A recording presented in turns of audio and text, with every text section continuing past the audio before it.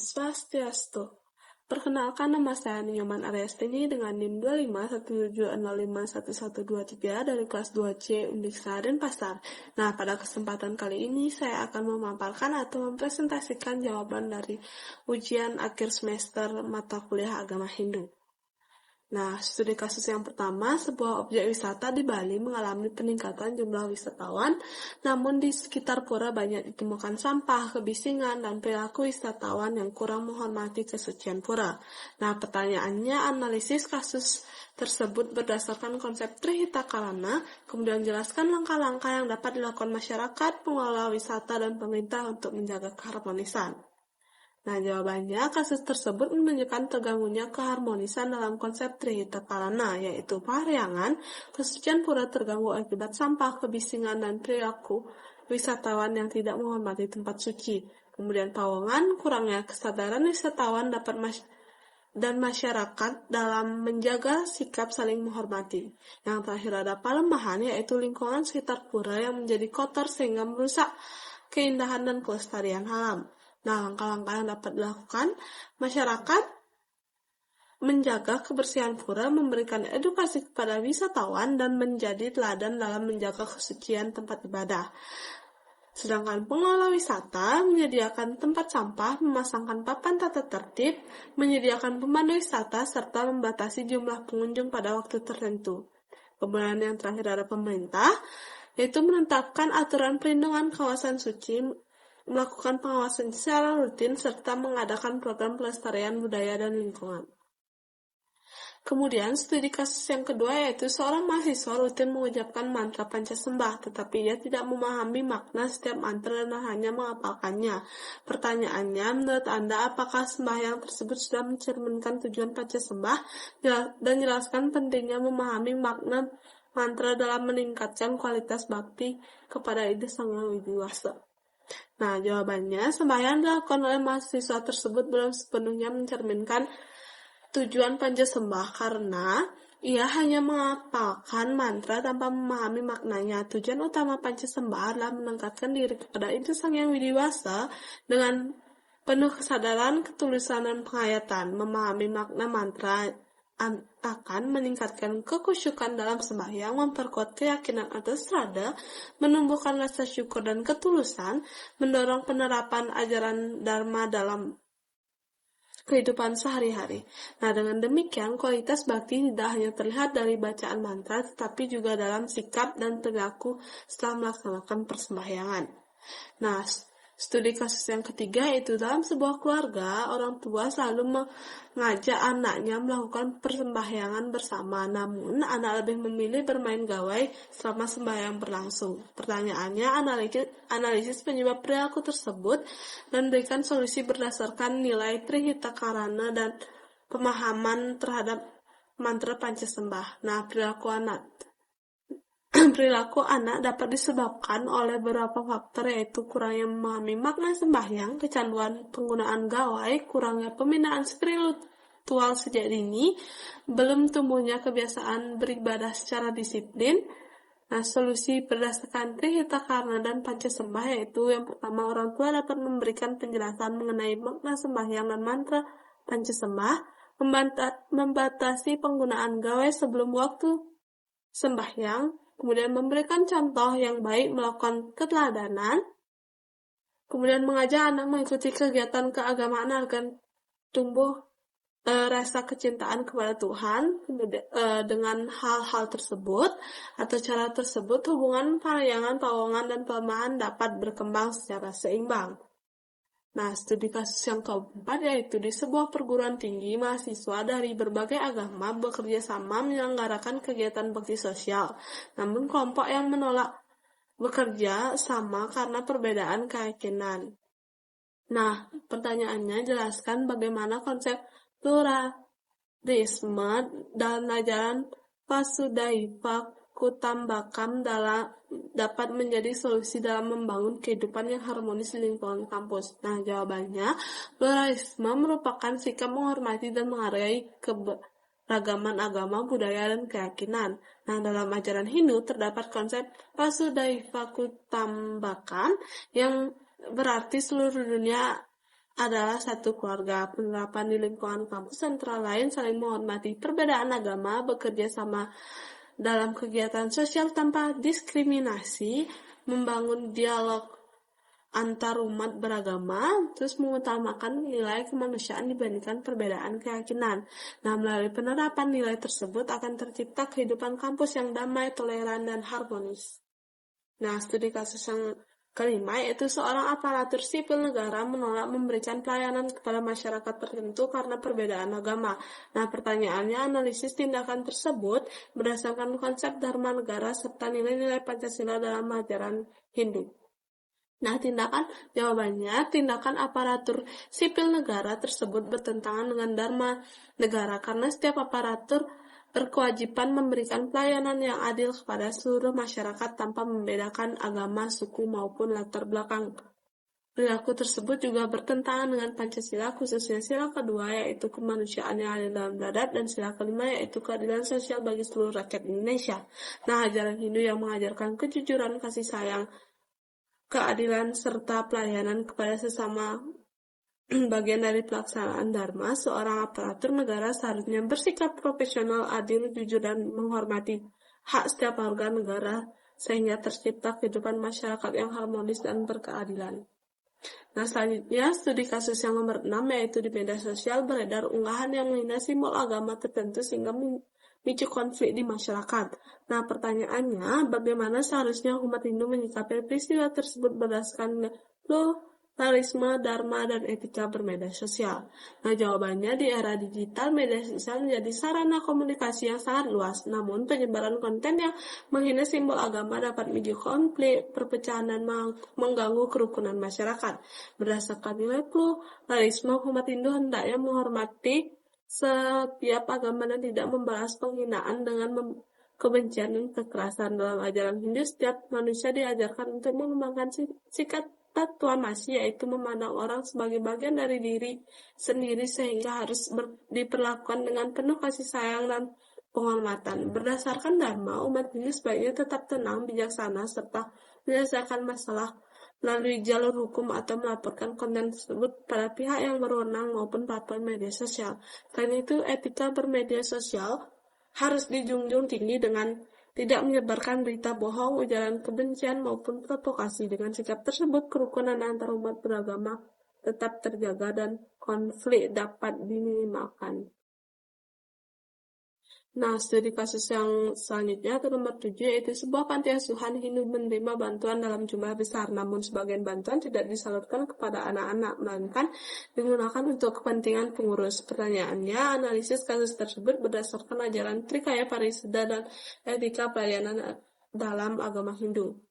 Nah, jawabannya, kasus tersebut merupakan pelanggaran terhadap ajaran Trikaya Parisada, yaitu mana jika pengurus memiliki niat yang tidak jujur, jika memberikan laporan yang tidak benar berarti telah melakukan kebohongan, dan yang terakhir yaitu KIK, yaitu menggunakan dana bantuan untuk kepentingan pribadi merupakan tindakan yang tidak bermoral. Dalam etika pelayanan Hindu, pengurus panti tidak melayani anak-anak dengan penuh kasih sayang, kejujuran, tanggung jawab, dan mengutamakan kesejahteraan mereka.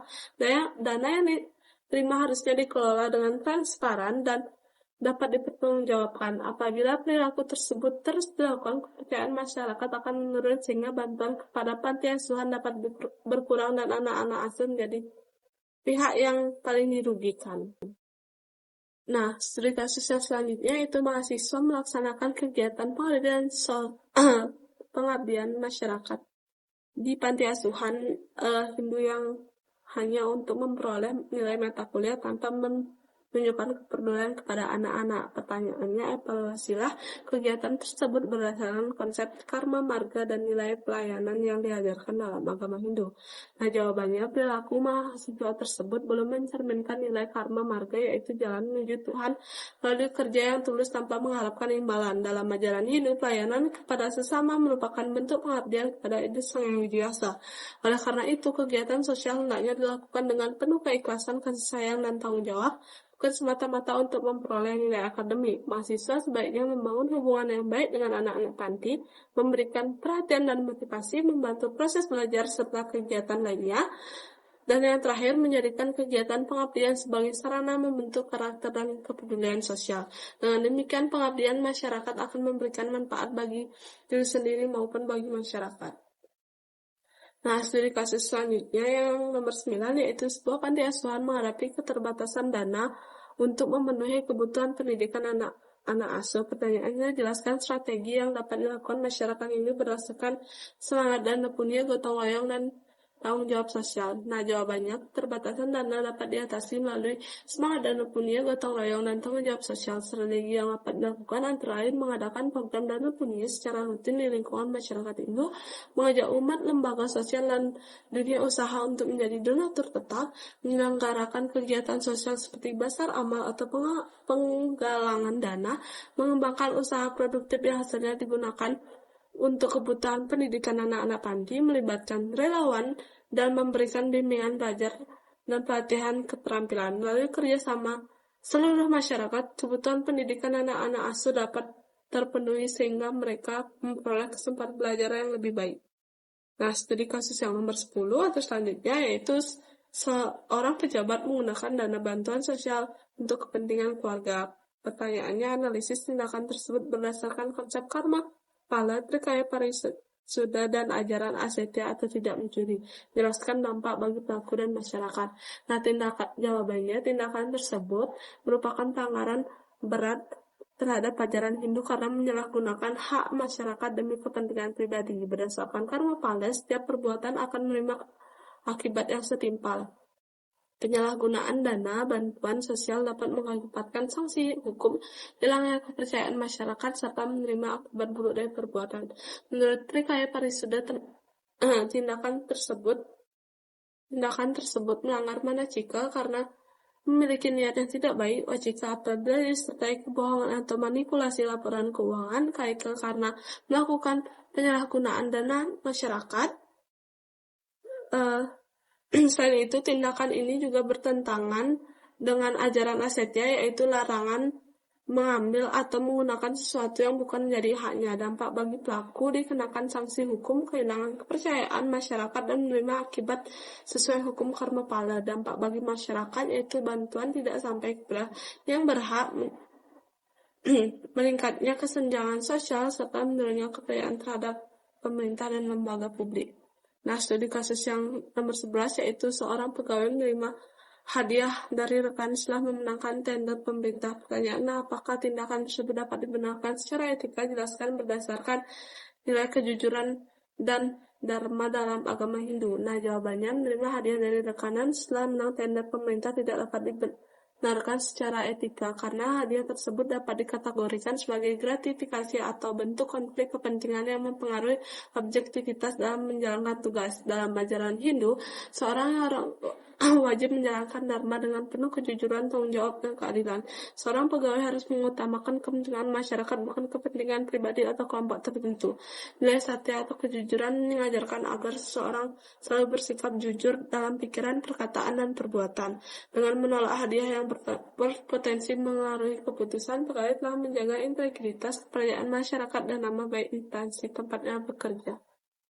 Nah, studi kasus yang ke-12 yaitu di sebuah instansi praktik gratifikasi telah dianggap sebagai budaya yang biasa dilakukan. Pertanyaannya, bagaimana upaya membangun budaya anti korupsi berdasarkan ajaran agama Hindu sehingga kebiasaan tersebut dapat dihilangkan? Nah, jawabannya, upaya membangun budaya anti korupsi berdasarkan ajaran Hindu antara lain menanamkan nilai trikaya parisuda agar setiap pegawai berpikir, berkata, dan berbuat dengan benar, menumbuhkan kesadaran akan hukum karma pala, yaitu setiap perbuatan akan menerima akibat yang setimpal, menerapkan nilai asetnya, yaitu tidak mengambil sesuatu yang bukan haknya, memberikan pendidikan etika dan integritas secara berkelanjutan, memperkuat sistem pengawasan, transparansi, dan memberikan sanksi yang tegas terhadap pelanggar. Dengan langkah tersebut, budaya gratifikasi dapat berubah menjadi budaya kerja yang jujur, profesional, dan bertanggung jawab. Nah, studi kasus yang ke-13 yaitu sebuah yoga center lebih menonjolkan yoga sebagai tren kebugaran dan bisnis, sementara aspek spiritual hampir tidak pernah diajarkan.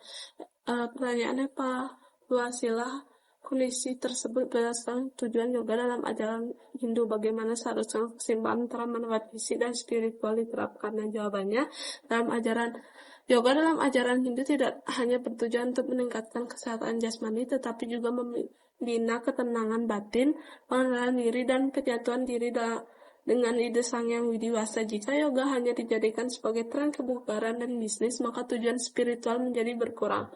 Nah, kondisi tersebut menyebabkan peserta hanya memperoleh manfaat fisik tanpa memahami nilai-nilai rohani yang terkandung dalam yoga. Keseimbangan seharusnya diterapkan meliputi latihan asana untuk kesehatan tubuh, latihan pranayama untuk mengatur napas, meditasi untuk menenangkan pikiran, pembelajaran filsafat yoga dan nilai-nilai hidup, pembenaran karakter disiplin, kesabaran, dan pengenalan diri. Dengan demikian, yoga memberikan manfaat secara fisik, mental, emosional, dan spiritual.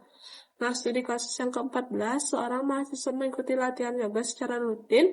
Setelah beberapa bulan, ia menjadi lebih tenang, sabar, dan mampu mengendalikan emosinya. Pertanyaannya, analisis perubahan tersebut berdasarkan konsep Raja Marga, pengendalian diri, dan tujuan yoga dalam agama Hindu.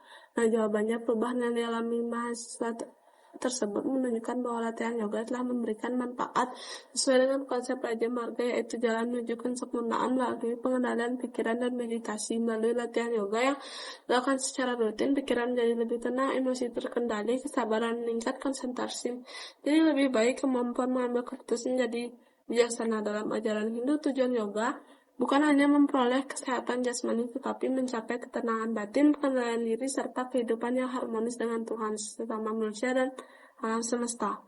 Nah, studi kasus yang terakhir, pemerintah daerah berencana membangun sebuah yoga center yang juga difungsikan sebagai alat pusat edukasi, budaya, dan spiritual Hindu untuk masyarakat serta wisatawan.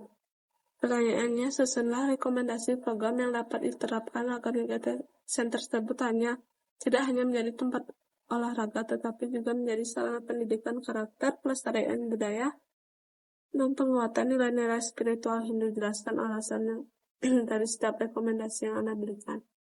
Nah, jawabannya, agar yoga center tidak hanya menjadi tempat olahraga, tetapi menjadi pusat pendidikan karakter, pelestarian budaya, dan penguatan spiritual Hindu. Program yang dapat diterapkan yaitu yang pertama, kelas yoga terpadu seperti asana, pranayama, meditasi, dan relaksasi. Kemudian pelatihan filsafat yoga dan dharma untuk memahami makna dan tujuan yoga. Edukasi budaya Bali seperti membuat cana, mengenal upacara adat, seni tari, gamelan, dan aksara Bali. Program pendidikan karakter dan menanamkan nilai kejujuran, disiplin, tanggung jawab, dan toleransi dan kepedulian sosial. Kemudian kegiatan pengabdian masyarakat seperti bakti sosial, penghijauan, dan donor darah sebagai penerapan karma barga. Kemudian retreat spiritual melalui meditasi, yoga spiritual, dan pembelajaran kitab suci Hindu. Nah, alasannya program-program tersebut membantu membentuk kesehatan fisik, ketenangan batin, karakter mulia, kepedulian sosial, serta melestarikan budaya Hindu sehingga yoga tersebut menjadi tempat pembinaan manusia secara menyeluruh. Nah, sekian yang dapat saya sampaikan. Mohon maaf jika ada salah kata. Saya ucapkan terima kasih dan Om Santi Santi Santi Om.